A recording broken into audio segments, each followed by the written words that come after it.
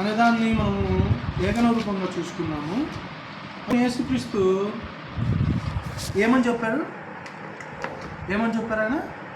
విగ్రహమిత్రములు తినవచ్చునా? ఒకసారి మనమే పరీక్షించుకునేలా మనకు తెలుస్తుంది. ఎందుకంటే ఆ జ్ఞానం దేవుడు అందరికీ ఇచ్చాడు. అందరికీ దేవుని ద్వారా జ్ఞానం వచ్చింది, ముఖ్యంగా క్రైస్తవులమైన మనకు. సో మనం విగ్రహార్పితమును తినవచ్చునా తినకూడదు. అది కొంతమంది తినవచ్చు, అది ఉట్టి ఆహార పదార్థమే, అది ఒక ఫుడ్ అనుకొని నువ్వు తినవచ్చు అంటారు కొంతమంది సేవకులు. కొంతమంది బలహీనమైన నీ సహోదరుడు ఇంకా బలహీనం కాకుండానట్లు నీ సహోదరుడి నిమిత్తము నువ్వు తినకుండా నేను కంట్రోల్ చేసుకోమని చెప్తాడు దేవుడు. అయితే మనం లేఖన రూపంగా దీన్ని ఒకసారి ఆలోచిద్దాము.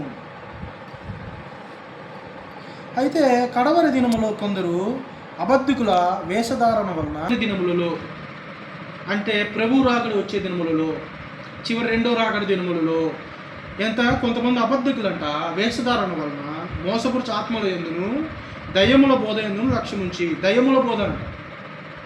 అయితే ఇవాళ చూసుకున్నట్టయితేనే మనము ఎంతోమంది వ్యతిరేకమైన బోధ చేస్తూ ఉంటారు.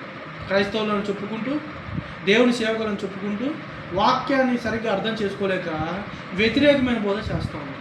వారి వలన విశ్వాసులు భ్రష్టులైపోతారు, వారు కూడా భ్రష్టులైపోతారు.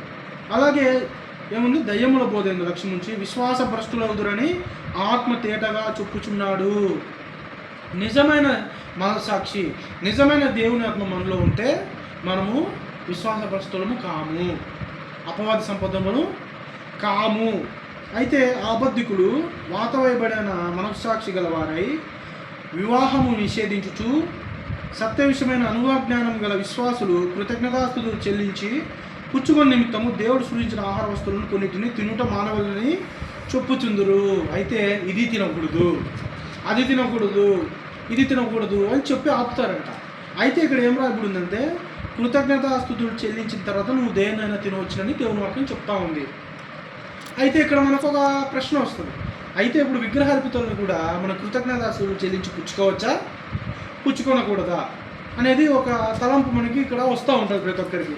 అయితే అది మనము కింద చూసుకుంటా వెళ్దాం. దేవుడు సృజించిన ప్రతి వస్తువును మంచిది, కృతజ్ఞతాస్తుతులు చెల్లించి పుచ్చుకొనినగా ఏది నిషేధింపదగినది కాదు. అయితే ఇక్కడ ఏం రాయబడిందంటే దేవుడు ఆదికాండంలో చూసుకున్నట్టయితే మనుషుల కోసమే దేవుడు ప్రతి ఒక్క జంతువును తయారు చేశాడని ఉంటుంది. అయితే ఇది తినకూడదు, అది తినకూడదని చెప్పేవారు అబద్ధ బోధ చెప్పేవారు అన్నారు. కృతజ్ఞతాస్తుతులు చెల్లించి మనం ఏదైనా తినవచ్చు. అయితే దేవుడు ఏదైనా తినవచ్చు అన్నాడు కదా, కొన్ని దేవుడు తినకూడదని చెప్పాడు. ఎలాంటివో మనం కింద చూసుకున్నాం. అయితే ఆదాముతో ఏమంటాడు? సమస్త జలచరములు సమస్త జీవులు మీ ఆహారమును, ఆకులు పచ్చని కూరగాయలే ఫలాలు కాదు అవే కాదు, సమస్త జలచరములు జంతువులు నీకు ఆహారమును. అయితే దేవుడు వేటిని తినొద్దో తర్వాత నీట్గా ఎక్స్ప్లెయిన్ చేస్తూ ఉంటాడు. వాటిని తప్ప మిగతావన్నింటి నువ్వు తినవచ్చును. అయితే నువ్వు ఇది తినకూడదు, అది తినకూడదు అని చెప్పేవాడు కూడా అబద్ధికుడే. దేవునికి కృతజ్ఞతాస్తుతులు చెల్లించి నువ్వు దేనైనా తినవచ్చును. ఏదైనా తినే ముందు నువ్వు తప్పకుండా చేయాల్సింది ఏంటంటే ప్రార్థన. దేవునికి కృతజ్ఞతాస్తుతులు చెల్లించి నీ దయ ద్వారా నేను ఇప్పుడు ఆహారం పొందుతున్నాను తండ్రి, దాన్ని బట్టే వందనాలు, దాన్ని బట్టి కృతజ్ఞుని, ఇందులో ఏమైనా అపవిత్రత ఏమైనా దోషాలు ఉంటే తీసివేయం తండ్రి అని ప్రార్థన చెల్లించి కృతజ్ఞతాస్తుతులు చెల్లించి పుచ్చుకోవాలి. అయితే ఆహార వస్తువులు కానివి కలవు, అవి తినమని చెప్పినవాడు కూడా అబద్ధికుడే. అయితే కొన్నిటిని తినొద్దని చెప్పినవాడు అబద్ధికుడే. ఆహార వస్తువులు కొన్ని కలవు, దాన్ని నువ్వు తినకూడదు అంటే ఏమంటే అన్నింటినీ తినని చెప్పేవాడు అబద్ధికుడే, కొన్నింటిని తినొద్దని చెప్పేవాడు కూడా అబద్ధికుడే. అంటే తినని వాడిని తిను అని చెప్పేవాడు కూడా అబద్ధికుడే. ఇప్పుడు మనం బైబిల్ గ్రంథాల్లో చూసుకున్నట్టయితే దేవుడు దేన్ని తినొద్దు అంటాడు? రక్తాన్ని తినొద్దు. ఎందుకంటే రక్తము ప్రాణం కనుక దాన్ని నువ్వు భూమిలో వదిలివేయాలి. దాన్ని తింటే దేవుడు నిన్ను క్షమించడు. దేవుడు వద్దని చెప్పిన దాన్ని చేస్తే అజ్ఞాతిక్రమం చేసిన అజ్ఞాతిక్రమం చేస్తే పాపం వస్తుంది.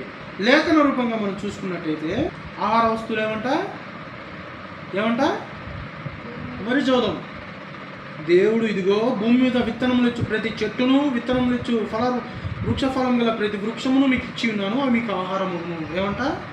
మనిషికి మొదటిగా ఆహారం ఏదంట? ఫలాలు, వెజిటేబుల్స్, విత్తనాలు దేవుడు ఆహారం అని చెప్పాడు ఫస్ట్. అయితే మనుషులు తినదగినవిలో ఏమిటంట?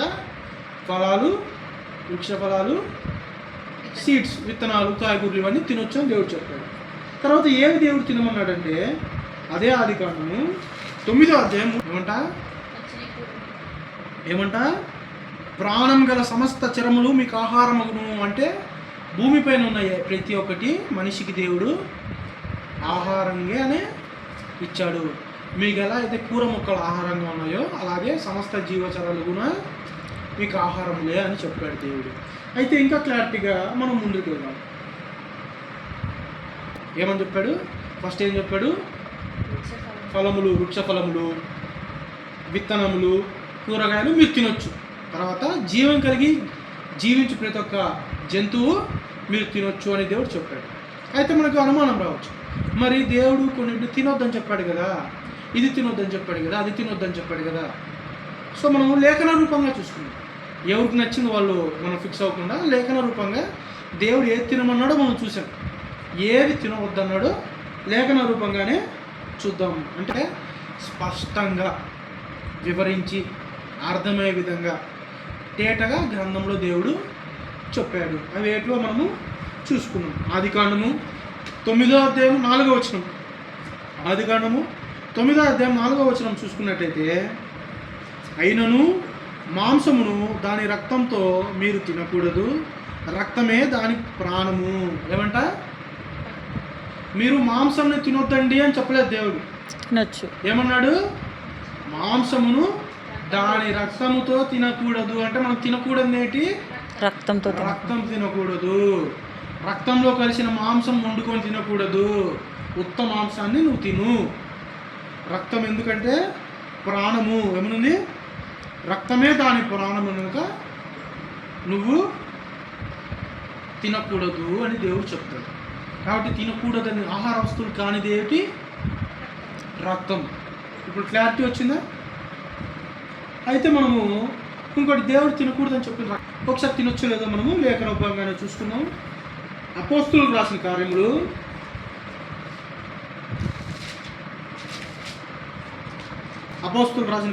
15వ అధ్యాయము 20వ వచనం చూసుకున్నట్టయితే, విగ్రహ సంబంధమైన అపవిత్రతను, జారత్వమును, గొంతు పిసిగి చంపిన దానిని, రక్తమును విసర్జించుటకు వారికి పత్రిక వ్రాసి పంపవలెనని నా అభిప్రాయము. ఏమంట? ఇక్కడ దేవుడు ఏదైతే నువ్వు తినవద్దని చెప్పాడో చాలా స్పష్టంగా తేటగా వివరించేశాడు. ఏమంట? విగ్రహార్పితాలు ఏమంట? చదవండి. విగ్రహ సంబంధమైన అపవిత్రతలు దేంట్లో కూడా నువ్వు పార్టిసిపేట్ చేయకూడదు, దాన్ని నువ్వు తినకూడదు. తినడమే కాదు, ముట్టకూడదు. అపవిత్రతలో ఏవో చూద్దాం. అపవిత్రత అంటే ఏది? నువ్వు విగ్రహ సంబంధమైన అపవిత్రత ఏంటి తెలియదు కదా మనకు. దేవుడు పక్కన ఇచ్చాడు. ఏమంట? జారత్వమును. తర్వాత జారత్వం అంటే పెండ్లి కాకముందు కాకుండా మగ వ్యక్తి ఆడైనా శారీరకంగా కలిసేదాన్ని జారత్వం అంటారు. సో ఇది దేవుడు చేయకూడదని చెప్పాడు. ఒక రకంగా చెప్తే ఇది క్షమించరాని పాపమే. జారత్వము, గొంతు పిసిగి చంపిన దానిని. ఏమంట? గొంతుకు పిసిగి చంపిన దానిని. మనం ఇప్పుడు చూసుకున్నట్టయితే చాలా దాంట్లో హలాల్ అంటారు. హలాల్ అంటే ఏంటి? గొంతు పిసికి చంపదాన్ని కట్ చేస్తారు. నోట్లో నీళ్ళు వేసి గొంతు కట్ చేసి వాళ్ళు ప్రేయర్ చేసుకుంటారు. ఏం చేసుకుంటారు? ఇంతమంది ఆహారం మాకు ఇచ్చినందుకు వందనాలు, థ్యాంక్స్, ఇది మీరు మా కోసం ఇచ్చారు కనుక ఇది మేము తినడానికే చంపేస్తున్నాం తప్పించి హింసించడానికి కాదు, ఇందులో ఏమన్నా తప్పులు ఉంటే క్షమించాలి వాళ్ళు ప్రేయర్ చేసుకుని హలాల్ చేసుకుంటారు. కానీ అది గొంతు పిసికి చంపేది కాదు. ఏమని చెప్పాడు దేవుడు? గొంతు పిసికి దానిని నువ్వు తినకూడదు. నెక్స్ట్, రక్తమును విసర్జించడానికి వారికి పత్రిక వ్రాసి పంపాలని నా అభిప్రాయము. అంటే తింటున్నారా? చాలామంది రక్తం తింటున్నారు, చాలామంది రక్తాన్ని తింటున్నారు, చాలామంది గొంతు పిసికి చంపిన దాన్ని తింటున్నారు. అలా తినవద్దని వాళ్ళకి పత్రిక వ్రాసి పంపమని అపోస్తుల పత్రికలో ఉంది. ఉమ్, అంటే దేవుడు తినకూడదని చెప్పిన దాంట్లో ఫస్ట్ రక్తం చూసాం. ఉమ్. నెక్స్ట్ ఏంటి? జారత్వము. అక్కడ ఏముందంటే విగ్రహ సంబంధమైన అపవిత్రతలో జారత్వం ఒకటి ఉందంట. ఉమ్, అంటే విగ్రహ సంబంధమైన అపవిత్రతలో జారత్వం కూడా ఉంది.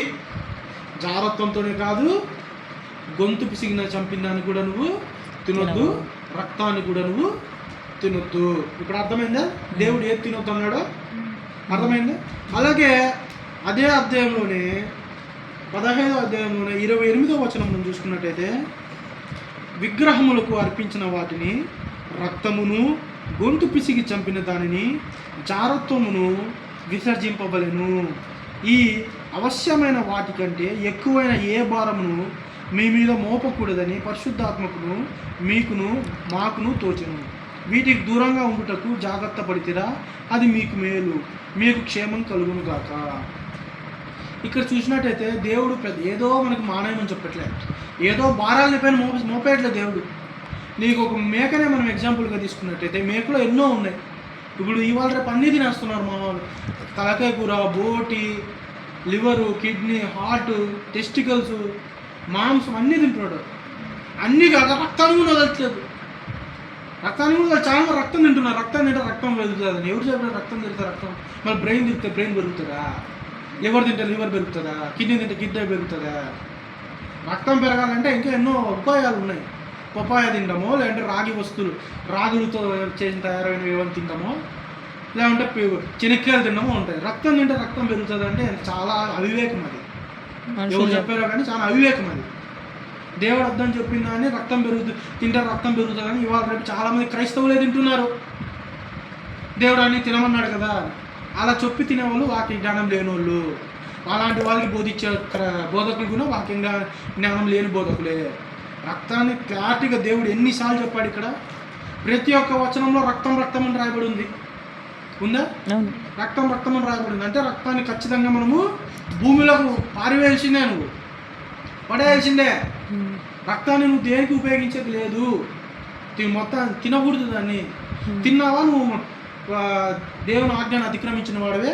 ఆజ్ఞ అతిక్రమమే పాపము. పాపం వల్ల వచ్చే జీతము మరణము. ఒక రక్తం కోసం మనం చచ్చిపోయకుండా రెడీ అయిపోతున్నాం అంటే ఎంత వరస్ట్ ఫెయిల్ అవుతుందా? నిజమేనా? వాక్యం తెలియకుండా చేస్తే ఒక లెక్క, వాక్యం తెలిసి చేస్తే ఖచ్చితంగా మరణానికే దారి తీస్తుంది నువ్వు చేసే కార్యము. సో ఇక్కడ మళ్ళీ క్లారిటీ చూడు. విగ్రహములకు అర్పించిన వాటిని, ఏదైనా కొబ్బరే కాదు, లడ్డూనే కాదు, బిర్యానీనే కాదు, ఏదైనాను, రక్తమును, గొంతు పిసికి చంపిన దానిని, జారత్వమును విసర్జించవలెను. ఈ అవశ్యమైన వాటికంటే ఎక్కువైన ఏ భారమును మీ మీద మోపకూడదని.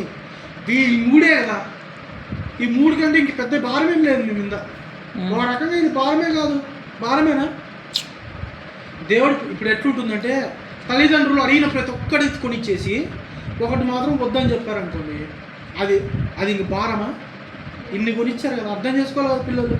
ఇన్ని అమ్మా నాన్న కొనిచ్చినప్పుడు ఒకటి వద్దన్నారంటే మనం ఆలోచించాలి, ఎందుకు వద్దన్నారు ఆలోచించాలి కదా. అదేవిధంగా ప్రతి ఒక్కటి తినంటున్నాడు దేవుడు. ఇప్పుడు మనం మేకలు ప్రతి ఒక్కటి తింటున్నాం, రక్తాన్ని మాత్రమే వద్దు, గొంతు పిసికి చంపిందానే వద్దు, విగ్రహముల దగ్గర జాగ్రత్తం మాత్రమే వద్దు. ఈ మూడింటికంటే పెద్ద అవశ్యమైన భారం నీపైన మోపట్లేదు మేము. అర్థమైందా? మోపట్లేదు. పరిశుద్ధాత్మకును మాకును తోచెను. భారం ఏమీ లేదంట, వాళ్ళకు మాత్రమే తోచలేదంట. పరిశుద్ధాత్మకి, దేవుని ఆత్మకి తోచిందంట. సో మనుషులు తోచిండేది కరెక్ట్ అన్న అవ్వచ్చు, అవ్వకపోవచ్చు. పరిశుద్ధాత్మకు తోచిండేది 100% కరెక్టేనా? కరెక్టే. పరిశుద్ధాత్మకు తోచింది. వీటికి దూరంగా ఉండుటకు జాగ్రత్త పడితిరా, అది మీకు మేలు, మీకు క్షేమం కలుగుగాక. ఇక్కడ వార్నింగ్ చూసినారా? వార్నింగ్. వీటికి దూరంగా ఉండిరా, మీకు మేలు, మీ ప్రాణాన్ని దక్కించుకుంటారు, మీకు క్షేమం కలుగుతుంది. లేదని తిండిబొట్టులు, ఆశపోతుల రక్తాన్ని కూడా తినేసి, గొంతు పిసుకు దాన్ని కూడా తినేసి, విగ్రహముల దగ్గర అపవిత్రతతో జాగ్రత్తం చేస్తే అంటే మరణమే నీకు. అంతేనా? దేవుడు తినకూడదని చెప్పినవేవో మనం చూసుకున్నాం, తినినవేవో తినగల వస్తువులు ఏవో చూసుకున్నాం, తినకూడని ఆహార పదార్థాలు ఏవో కూడా మనము చూసుకున్నాం. అయితే మనము ఇంకా ముందుకు వెళ్దాం. క్రైస్తవులకు విగ్రహములకు అర్పించ చాలామంది ఇప్పుడు అడవి మనుషులు కానీ వీళ్ళు తింటా ఉంటారు. వాళ్ళకి దేవుడు తెలియదు, ఎవరు చెప్పలేదు తింటా ఉంటారు. బట్ క్రైస్తవులకి మాత్రం దేవుడు అనాది కాలం నుంచే చెప్పుకుంటూ వచ్చాడు. ఇప్పుడు కాదు, ఆదాము టైం నుంచే దేవుడు చెప్పుకుంటూ వచ్చాడు. చెప్పలేదా? బలులు ఇచ్చాంటారా, అప్పుడులోనే బలులు ఇచ్చేస్తాంటారా, అప్పుడే దేవుడు చెప్పుకుంటా సార్. ఇప్పుడు మనం తప్పించుకోవడానికి లేదు. నాకు తెలియదండి, నేను బైబిల్ చదవలేదండి, నాకు తెలియక తినేస్తున్నానండి, మా అమ్మ పెడతానండి. నువ్వు చదువుతున్నావు బైబిల్, మేము పెడితే తినేస్తావా? నీకు జ్ఞానం ఉంది కదా, అమ్మ దూకంటే దూకేస్తావా? సో నీ జ్ఞానం నీకే, ఎవరి జ్ఞానం వారికే. నువ్వు బైబిల్ చదువుతున్నావా, కరెక్ట్గా నీకు దేవుని జ్ఞానం ఉందా? అది తల్లిదండ్రులు తప్పు చెప్పినా కూడా నువ్వు దేవుని దగ్గర అడుగు, దేవుని దగ్గరే వాళ్ళ మార్పు కోసం అడుగు. అంటే తల్లిదండ్రులు చెప్తున్నారంటే వాళ్ళకి దేవుని జ్ఞానం లేదనే, కరెక్టా? సో దేవుడు ఏది క్రైస్తవులకు రక్తము, గొంతు పిసికి చంపిన ఏ జంతువు అయినా ఆహార వస్తువులు కావు. క్లారిటీ అయిపోయిందా? ఏమి రక్తము, గొంతుకు పిసికి చంపిన ఏ జంతువు అయినా, నెక్స్ట్ విగ్రహముల దగ్గర అర్పించిన ఏమిటైనా ఆహార వస్తువే కాదు, ఏమైనా కూడా వద్దనే అంటాడు దేవుడు. అంతేనా? పాయింట్ క్లియరా? మనం ముందుకు వెళ్దాం. అయితే కొందరు బోధకులు ఆహార వస్తువులు కానీ వాటి విషయంలో తినకూడదు, తినేయచ్చు, కొన్ని మన విగ్రహార్పితాలు కూడా తినేయచ్చు అని కొంతమంది చెప్తూ ఉంటారు. అప్పుడు వాక్యం అనేది తప్పుగా చెప్తున్నారు, అబద్ధ ప్రవక్తలు అన్నమాట. వాళ్ళు ఏమంటా వాక్యానికి విరుద్ధం అవుతుంది. కొన్ని తినకున్నాను వాటిని తినేయచ్చు, ఏం కాదు, ప్రేయర్ చేసుకొని తినేయచ్చు, ఏం కాదు. అది వాక్యం. నువ్వు వాళ్ళు ప్రైజ్ చేసుకొని తినేయచ్చు అంటే దేవుడు చెప్తాడు కదా, ప్రేయర్ చేసుకొని తినేసే ఇంకా నువ్వు అని. ఎందుకు దేవుడు చెప్తాడు స్పెసిఫిక్గా? విగ్రహార్పితములు, రక్తమును, బలిలు ఇచ్చినవి, గొంతు పిసికి చంపినవి నువ్వు తినొద్దని దేవుడు ఎందుకు క్లారిటీగా చెప్తాడు? ఇక్కడ హెచ్చరిక చేస్తున్నారు అపోస్తులు, చేయట్లేదా? అవును. నీకు క్షేమము, నువ్వు బతకాలంటే ఇవి తినొద్దు అంటున్నారు. అవును. వీటికంటే నీకు పెద్ద భారాలు ఏం లేవు, వీటి కోసం నువ్వు నీ ప్రాణం వదులుకుంటావా అని చెప్తున్నారు హెచ్చరిక. అయితే మనం చూసుకొని ఇంకా ముందుకు వెళ్దాం. ఇతర దేవుళ్ళకు అర్పణలు ఇవ్వడం, పూజ చేయడం, బలి అర్పించడం ఇశ్రాయేలుకు నిషేధము. మనకు కాదు, ఇశ్రాయేలుకి, యూదులకే దేవుడు ఇచ్చేసాడు. ఏమంట? అప్పటి నుంచి ఉన్నది. ఇతర దేవుళ్ళకు అర్పణలు ఇవ్వడము, పూజ చేయడము, నెక్స్ట్ బలి అర్పించడము ఇశ్రాయేలుకి నిషిద్ధం. అంటే ఆనాడు ఇశ్రాయేలుకే నిషిద్ధం అంటే ఏమి ఎక్సెంప్షన్ కాదు దేవుడికి. అర్థమైందా? కరెక్టేనా? తినకూడదని ఆనాడు ఇశ్రాయేలుకి దేవుడు ఆజ్ఞ ఇచ్చాడంటే మనం కూడా ఆజ్ఞని కంపల్సరీ ఖచ్చితంగా 100% పాటించి తీరాల్సిందే. అయితే మనము లేఖన రూపంగా చూసుకొని ముందుకు వెళ్దాం. నిర్గమకాండము 20వ అధ్యాయము, వేరొక తోడు మీకు ఉండకూడదు, పైన ఆకాశం అందే కానీ, క్రింది భూమి అందే కానీ, భూమి క్రింద నీళ్ళ అందే కానీ, ఇందు దేని రూపమునైనను విగ్రహమునైనను నీవు చేసి కొనకూడదు. విగ్రహార్పితలను నువ్వు విగ్రహాలకు అర్పించేది, బలి అర్పించేది పక్కన పెట్టు. ఏమంటున్నాడు దేవుడు? ఆకాశం అందే కానీ, భూమి కిందే కానీ, నీళ్ళల్లో కానీ, భూమి లోపల కానీ వేరే తోడు మీకు లేరు. ఏ పోత విగ్రహమైనను ఏ విగ్రహమైనను మీరు చేసుకొనకూడదు. పూజించేది పక్కన పెట్టు, చేసుకోకూడదు అంట. నువ్వు దేవుడు చెప్పాడంటే అదేంటి? ఖచ్చితంగా మనము పాటించాల్సిందే. ఏమి పాటించాల్సిందే. నెక్స్ట్ వాటిని పూజింపను కూడదు. వాటికి సాగిలిపడి పూజిస్తాడో అప్పుడే అన్నీ స్టార్ట్ అవుతాయి. బలులు, కోరికలు. ఈ బలులు ఏ స్టేజ్ వరకు వెళ్తాయంటే జంతువులతో మొదలై మనుష్య బలుల వరకు, నరబలుల వరకు వెళ్తాయి. అవును, నిజమేనా? దేవుడు బలే అవుతున్నాడు, నరబలికి మరి బలే అవుతున్నాడు దేవుడు, నరబలులు ఏంటి?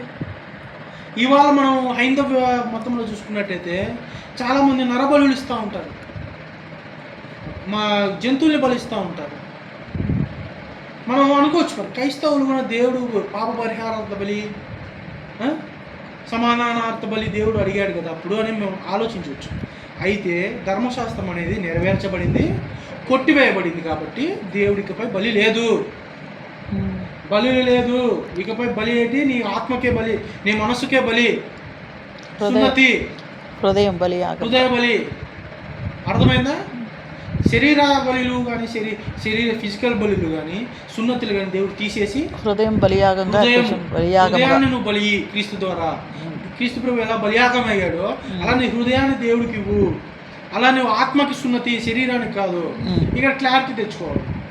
దేవుడు ఆనాడు ఇశ్రాయేలుకి ఇచ్చాడు, వాళ్ళ అడ్వాంటేజ్ తీసుకుని దాన్ని దుర్వినియోగం చేశాడు. పాపం చేసేసేది, వారమంతా పాపం చేసేది, పాపం పరిహారార్థపడి, వారమంతా కొట్లాడేది, సమాధానార్థపడి. ఇంకెప్పుడు మనిషి మార్పు చెందేది? కరెక్టేనా? అందుకే దేవుడు దాన్ని నెరవేర్చి కొట్టివేశాడు. ఇప్పుడు బలులు లేవు.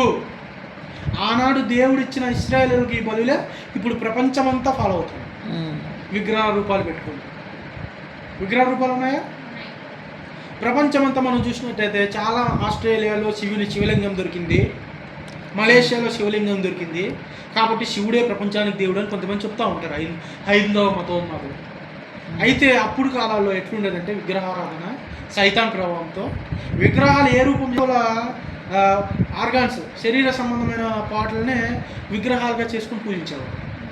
దానికి ఆధారంగానే శివలింగం ఉండేది. సో విగ్రహారాధన ప్రతి చోట ఉంది. యూదులు ఎక్కడ ఉండేవారు?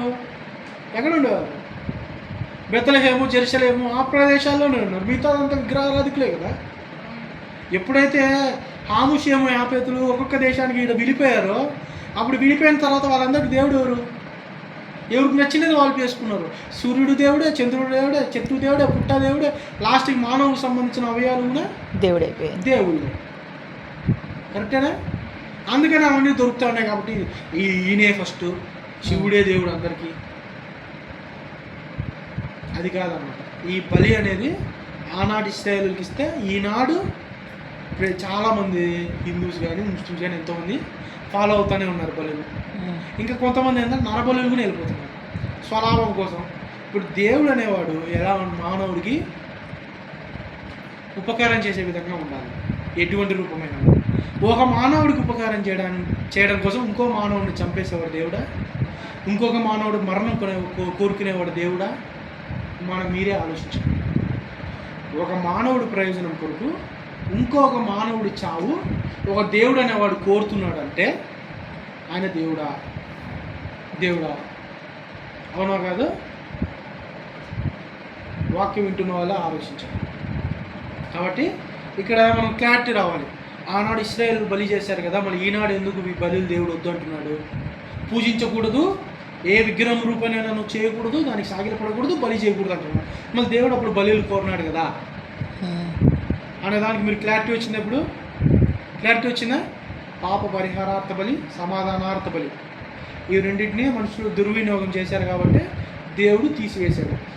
ధర్మశాస్త్రం నెరవేర్చబడింది, కొట్టివేయబడి మనకు కొత్త నిబంధన ఇవ్వబడింది. కొత్త నిబంధనలు ఎక్కడైనా బలి ఉందా? సున్నతి ఉందా? ఆత్మకు సున్నతి, శరీరానికి సున్నతి కాదు, ఆత్మకు బలి. ఆత్మకు బలి అంటే ఏంటి? పూర్వస్థితిని నిషేధించి వదిలేసి నవీన స్థితికి రావడం, అంతేనా? ఇప్పుడు బలి ఇశ్రాయేలు ఆనాడు ఏం చేసేవారు? బలి చేసిన తర్వాత వాళ్ళు పాపాలను నిలిపితే మళ్ళీ కొత్తగా ఉంటారు. ఆ విధంగానే ఆత్మకి బలి. నువ్వు చేసిన పాపాలనే వెళ్ళిపోతాయి. అప్పటి నుంచి నువ్వు బలి అంటే శరీరమైన ఆత్మీయ సున్నతి అంటే ఆత్మీయ బలి అంటే బాప్తీసం తర్వాత నువ్వు నవీన స్థితిని చేరుకుంటావు. అప్పుడు నువ్వు పరిశుద్ధపరచబడతావు, నూతన స్వభావాన్ని, నూతన ఆత్మని, దేవుని ఆత్మని పొందుకుంటావు. అయితే కొంతమంది మనకి ఒక ప్రశ్న ఉంటుంది, దేవుని ఆత్మ అంటే ఏంటి, మనస్సాక్షి అంటే ఏంటి? రెండు ఒకటే కదా. నేను బాప్తీసం తీసుకోక ముందు వరకు నాకు మనస్సాక్షి ఉండేది, ఏది తప్పు ఏది కరెక్టో నాకు తెలిసిపోతుంది, నాకు లోపల మనస్సాక్షి గద్దిస్తుంది. బాప్తిజం తీసుకునే ముందు వరకు నీకు ఏది మంచో ఏది రాంగో అని చెప్పేది నేను మనస్సాక్షి. అది నీకు ఒక్కనికే కాదు, జంతువులకు కూడా ఉంటుంది. ఏది కరెక్టో ఏది రాంగో జంతువులకు తెలియదా? తెలుస్తుంది. మనస్సాక్షి అనేది ప్రతి జీవికి ఉంటుంది. ప్రతి ఒక్క మానవుడికి ఉంటుంది. పరిశుద్ధాత్మ అనేది ప్రతి మానవుడికి ఉండదు. ఆడుకుంటూ వివిధ ఆశ్చర్యకార్యాలు చేసుకుంటూ వెళ్ళారా? మరి అట్లయితే అపోస్తులను ఎందుకు? అందరు చేయొచ్చు కదా, అందరికీ మన సాక్షి. మన సాక్షి వేరు, పరిశుద్ధాత్మ దేవుడు వేరు. పరిశుద్ధాత్మ మనలోకి వచ్చిందంటే మనలోకి దేవుని జ్ఞానం వస్తుంది, దేవుని ఆత్మ మనలో ప్రవేశిస్తుంది, మనం దేవుని బిడ్డలు అనబడతాము, పరలోక రాజ్యానికి వారసులు అనబడతాము. బాప్తిసం తీసుకొని నువ్వు నీతిగా ప్రవర్తించి దేవుని యొక్క మరణం అవుతే నువ్వు పరలోక వాసికి ఎంపిక అవుతావు. పరలోక రాజ్యానికి ఒక ఎంట్రీ పాస్, పరలోక రాజ్యానికి ఆధార్ కార్డు, అంతేనా? నువ్వు ఇప్పుడు ఇండియాలో ఉండి ఆధార్ కార్డు తీసుకొని ఎన్ఆర్ఐ అయితే నీకు ఆధార్ కార్డు ఉంటుందా? కొట్టేస్తారు ఆధార్ కార్డు, ఎందుకంటే నాన్ రెసిడెంట్ ఇండియన్ ఎన్ఆర్ఐ. అలాగే నువ్వు దేవుని బాప్తిసం తీసుకొని మరీ నాకు ఆధార్ కార్డు వచ్చేసింది, నాకు ఇంకా పరలోకానికి ప్రవేశం అని చెప్పేసి నువ్వు పాపాలు చేసుకుంటే తప్పులు చేసినావంటే నువ్వు తీసుకున్న ఆధార్ కార్డుకి, నువ్వు తీసుకున్న బాప్తిసానికి ఎటువంటి విలువ ఉండదు. నువ్వు కొట్టివేయబడతావు మరణమైన తర్వాత. బాప్తిసం తీసుకొని వాళ్ళందరూ దేవుని దగ్గరికి వెళ్తారా? ఒకవేళ బాప్తిసం తీసుకున్న వాళ్ళందరూ దేవుని దగ్గరికి వెళ్తే రెండో రాకడ ఎందుకు? బ్రలాడే బాధలు కూడా వచ్చేసి ఎందుకు రెండో రాకడ? బాప్తిసం తీసుకున్న ప్రతి ఒక్కడు దేవుని రాజ్యంలో, దేవుని పరలోక రాజ్యంలో వారసులు అనబడితే ఇంక రెండో రాకడ ఎందుకు? క్లారిటీనా? రెండో రాకడ ఎందుకు? రెండో రాకడ అంటే తీర్పు కాలం. ఇప్పుడే కాదు, ఆదాం కాలం నుంచి తీర్పు. ఆదాము నుంచి చనిపోయిన ప్రతి ఒక్కరికి తీర్పు రెండో రాకల్లో. ఒకవేళ ఇప్పుడు బాప్తిసం తీసుకున్న ప్రతి ఒక్కరు పరలోకానికి వారసులు ఉంటే ఆదాం నుండి ఈ రోజు వరకు చనిపోయిన వాళ్ళు, బాప్తిసం తీసుకున్న వాళ్ళందరూ పరలోకానే ఉంటారు. బాప్తిసం తీసుకోకుండా పాపం చేసి చనిపోయిన వాళ్ళందరూ నరకంలోనే ఉంటారు. కరెక్టేనా? రాంగ్. బాప్తిసం తీసుకున్న వెంటనే నువ్వు చనిపోతే స్వర్గానికి వెళ్ళిపోతావు, నువ్వు పాతాళానికి వెళ్తావు. అక్కడ పరదేశం ఉంటుంది, వేదనకరమైన స్థలం అన్నమాట. నువ్వు దేవుని నమ్మి నీతిగా ఉంటే అబ్రహాము నమ్మున పరదేశంలో లాజరు ధనవంతుడు కదా అంటాం కదా, లాజరు ఉన్న ప్లేస్లో ఉంటావు. బాప్తిసం తీసుకోకుండా నువ్వు పాపి అయి ఉంటే ధనవంతుడు ఉన్న ప్లేస్లో ఉంటావు. వేదనకరమైన జీవితం. మీకు ఇంకోటి, అప్పుడు వేదనే, ఇప్పుడు తీర్పు తర్వాత వేదనే, నీకు శాశ్వతమైనది. కరెక్టేనా? వేదనకర స్థలంలో నువ్వు ఉన్నప్పుడు వెంటనే వేదనే. అబ్రహాము రూమును ఉండవు నువ్వు. అబ్రహాము రూమును ఉన్న వాళ్ళందరూ విశ్రాంతి తీసుకుంటూ ఉంటారు. వాళ్ళు ఉన్న దేవుని దగ్గరికి వెళ్ళారు వెంటనే. వాళ్ళు ఉన్న పరలోకంలో దేవుని మహిమపరచారు, వాళ్ళు నెమ్మది పొందుతూ ఉంటారు. అబ్రహాము రూమున ఈ వేదనకర ప్రదేశంలో ఉన్నవారు ఇప్పుడు దిగులు బాధనే. తీర్పు అయిన తర్వాత కూడా నిత్య నరకము, అది ఇంకా బాధ. భూలోకంలో ఏమో అన్ని సుఖభోగాలు అనుభవించి చనిపోయింటాడు. భూలోక తిప్పి కొడితే 70 సంవత్సరాలు. అక్కడ నో లిమిట్, సంవత్సరాలు లేవు, ఇంకా అంతం లేదు, ఇంకా శాశ్వత కాలమైన వేదన. ఇప్పుడు మనం చిన్న అగ్గిపుల్లో తీసుకొని శరీరాన్ని పెట్టుకుంటేనే బాబా అంటాము, అది తగ్గిపోయేంత వరకు మనకి పొప్పు వచ్చి ఎంత బాధాకరంగా. అట్లాంటి జీవితాంతం అగ్గిపుల్లో పెట్టుకుంటామంటే అంతకంటే ఎక్కువ 10 రెట్లు ఏముంటుంది. అట్లా అగ్గిపుల్లో ఒక చేతికే కాదు, శరీరాన్ని, ఆత్మకు మొత్తం.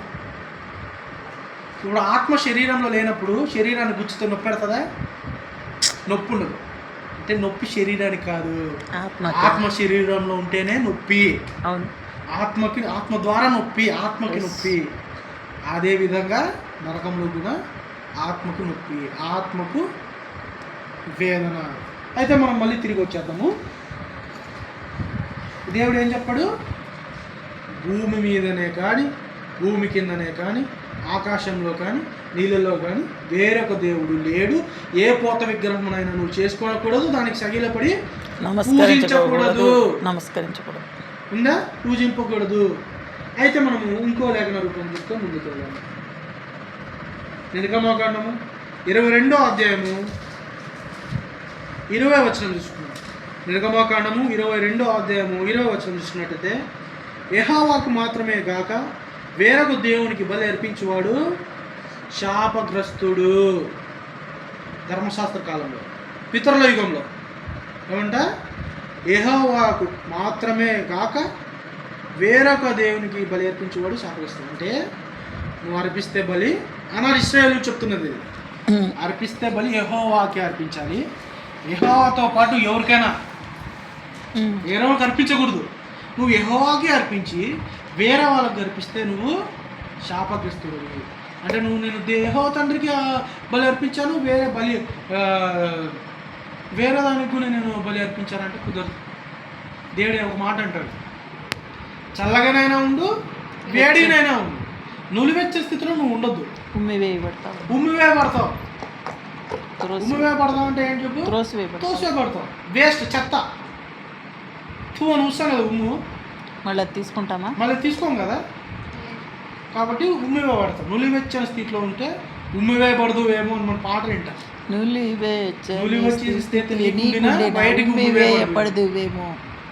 సో నువ్వు యెహోవాకు మాత్రమే బలి అర్పించాలని ఇశ్రాయేలులకు ఆనాటి కాలంలో దేవుడు ఆజ్ఞాపించాడు.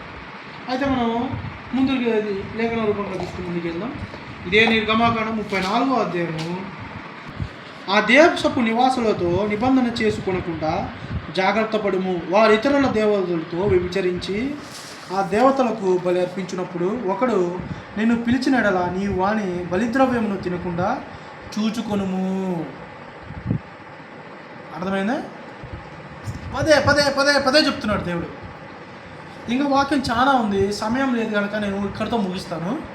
ఇప్పటి వరకు చూసుకున్న దాంట్లో మనము దేవుడు పదే పదే పదే పదే మూడే చెప్తున్నాడు. ఏంటి? రక్తము తినకూడదు, విగ్రహ అర్పితము తినకూడదు, తినొద్దు, నెక్స్ట్ గొంతు పిసికి చంపిన దాన్ని తినవద్దు. ఈ సగం వాక్యం విన్నాం మనం. సగంలోనే మనకు క్లారిటీ వచ్చింది. విగ్రహార్పితం మనం తినొచ్చా? తినకూడదు. జై శ్రీరామ్ మనం చెప్పొచ్చా? చెప్పకూడదు. వందనాలు బ్రదర్ అంటే నువ్వు జై శ్రీరామ్ అనొచ్చా? అనకూడదు. మనుష్యులను మభ్యపెట్టేవాడిగా ఉంటే దేవుని సంతోషపెట్టలేవు. దేవుని సంతోషపెట్టేవాడు ఉండాలంటే మనుష్యులను మధ్యపెట్టక దేవుని ఆజ్ఞానుసారంగా దేవునికి ఇష్టమైన రూపంగా మీ తల్లిదండ్రులు చెప్పిన విధానంగా నువ్వు జీవించు. అంతేనా? ప్రభు మెచ్చివాడిగా. అంతేనా? దేవుని ఆజ్ఞలు నువ్వు అనుసరిస్తే నువ్వు భూలోకంలో చనిపోయినా నిరంతరం జీవిస్తావు. మనం ఇక్కడ ఏమంటా? భూలోక యాత్రికులము. చాలామంది అనుకుంటా ఉంటారు ఈ కొన్ని కాలమే కదా, ఈ 60-70 కాలమే కదా, మనకి ఇంకేం లోకం ఉంది, ఇంక మనుషులు పునర్జన్మ ఉంటుంది, 5-6 జన్మలు ఉంటాయి, 7 జన్మలు ఉంటాయి మనిషికి. బైబిల్ గ్రంథము చాలా స్పష్టంగా తేటగా చెప్తుంది ఏంటంటే మనిషికి ఒకే జన్మ, ఒక జన్మలోనే అది ప్రాణం ఉండగానే నీ యొక్క కుటుంబాన్ని నువ్వు చెక్కబెట్టుకో, నీ యొక్క పిల్లల్ని నువ్వు భక్తిలో పెంచు, నీ జీవితాన్ని నువ్వు భయభక్తులతో జీవించి ధర్మంగా పవిత్రంగా పాపం లేకుండా మత్సరం అంటకుండా దేవుని ఎడల విధేయత చూపిస్తూ భయభక్తులతో జీవిస్తూ నీ మరణ పర్యాంతముల వరకు దేవుని రాజ్యవ్యాప్తిలో పాల్గొను. మనం చూసుకున్నాము ఈనాటి బోధకులు ఇప్పుడు చేసేదాన్ని దేవుని సేవ, దేవుని పరిచర్య అనుకుని ఉబ్బిపోతూ ఉంటారు. కొంతమంది చాలామంది ఉబ్బిపోతూ ఉంటారు. నేను ఆ ఊరికి పోయినా ఈ ఊరికి పోయినా నా దేవుడు నాకు ఇట్టే స్థితి ఇచ్చాడు, ఈలేదు దేవుడు డబ్బులు ఇవ్వలేడు, ఎంతెంతో దొంగనా డబ్బులు ఇస్తున్నాడు అంటే నీకు ఇలేదని నీకు కుళ్ళా, లేకుంటే వాళ్ళకి వచ్చిందని నీకు కోపమా? డబ్బులు దేవుడు ఇవ్వాలనుకుంటే చెడ్డ చేస్తాను, ఎప్పుడైనా ఇస్తాడు. ఎదుటోనికి వచ్చిందని నువ్వెందుకు పోవడం, నువ్వెందుకు చెప్పుకోవడం? నీవు కరెక్ట్ అయిన వాడవైతే దేవుని దగ్గర అడుగు, నువ్వు ప్రాధాయపడు. నువ్వు తండ్రి నేను ఇంత కష్టపడుతున్నా కదా సహాయం చేయతంటే, నువ్వు తప్ప ఎవరు తండ్రి నాకు సహాయం చేసి 100% అంతే అను. అదే కాకుండా నువ్వు వాళ్ళకి ఇచ్చావు నాకు లేదు, వాళ్ళ అన్యులు వాళ్ళేమో ఇంత ఇచ్చున్నారు, నేనేమో ఇంకా నేను నమ్మినా ఇక్కడే ఉన్నాను. దేవుని నమ్ముకొని నువ్వేం వదులుకున్నావు చెప్పండి? చేసేవి చేస్తున్నావు, తినేవి తింటున్నావు, తాగేవి తాగుతున్నావు. దేవుని నమ్ముకొని ఏం వదులుకున్నావు? నువ్వు ఏం వదులుకోలేవు. నువ్వు లోకస్తులు జీవించిన రీతిగానే హ్యాపీగా జీవిస్తున్నావు. దేవుని నమ్ముకొని నువ్వు చేసింది ఏంటని ఉంటే విగ్రహాధనం చేయట్లేదు అంటారు. అది తప్ప ప్రతి ఒక్కటి చేస్తున్నావు. అది కూడా ఏదో దాంట్లో అది కూడా ఇవాళ రేపు కొంతమంది పద్ధతులు ఆచారాలు ఎంతోమంది క్రైస్తవ కుటుంబాల్లో నేను చూశాను. భర్త చనిపోతే ఇప్పటికీ విధవం చేస్తున్నారు. భార్యల్ని గాజులు పోలు కొట్టించి తెల్ల చీర కట్టుకో అని చెప్పించి చాలా పద్ధతులు ఆచారాలు పాటిస్తున్నారు. మీరు నాన్ వెజ్ తీసుకొని ప్రయాణం చేయకూడదని, ఈ టైంలోనే పోవాలని, ఈ టైంలోనే చేయాలని. కొంతమంది నేను విచిత్రంగా విన్నాను, సమాధుల పైన షెడ్యూల్ వేయకూడదంట. షెడ్ లేపిస్తే ఆత్మ రెండో రకంలో దేవుడు అది మన ఆత్మ పోయేకి ఇబ్బంది పెడుతుందంట షెడ్. ఇదే కదా ఆత్మ ఏమన్నా మనిషి శరీరమా షెడ్ అడ్డు ఉండేది. లేకపోతే సిల్లిగా ఉన్నాయి చూడండి మనుషుల ఆలోచనలు, ఇవన్నీ పద్ధతులు ఆలోచనలు అన్నీ పాటిస్తానే దేవుడు మేము క్రైస్తవులం, చేసేది మేము క్రైస్తవులం. 3 కత్తిర్లు తలకే, 3 కత్తిర్లు అంట తలకేకి. ఏదది నిజమైన క్రైస్తవం అది కాదు చెప్పు. అలా చేసినట్టయితే అది నిజమైన క్రైస్తవుడు అనబడవు. అర్థమైందా? సో మనము ఈరోజు ఏం చెప్పుకున్నామంటే దేవుడు క్రైస్తవులకు తినగలిగిన ఆహార వస్తువులేదో తినతగని ఆహార వస్తువులేవో ఏవి ఆహార వస్తువులో ఏవి ఆహార వస్తువులు కావో తేటగా గ్రంథంలో చెప్పాడు. దేవుడు తినకూడదని తిను అని చెప్పే బోధకుడు అబద్ధికుడు, దేవుడు తిను అన్న వస్తువుల్ని తినకూడదని చెప్పే బోధకుడు కూడా అబద్ధికుడే. అయితే మనం వచ్చే వారం ఏం తెలుసుకున్నామంటే ప్రభు చిత్తం అయితే